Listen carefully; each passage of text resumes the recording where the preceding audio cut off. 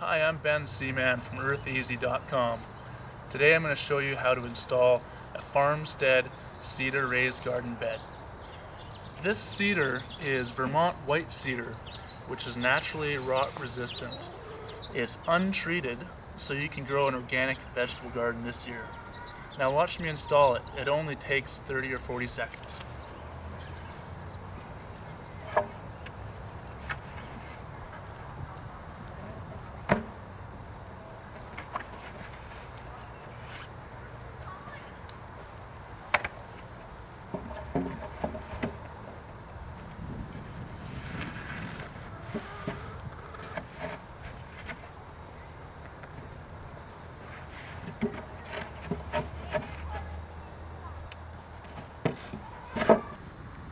Each bed comes with 4 pegs.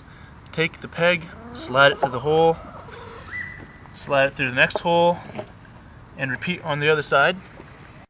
The great thing about these beds is that they can be stacked on top of each other to gain additional height. So I'm going to take this bed right here, a second one, and just stack it on top of the other one.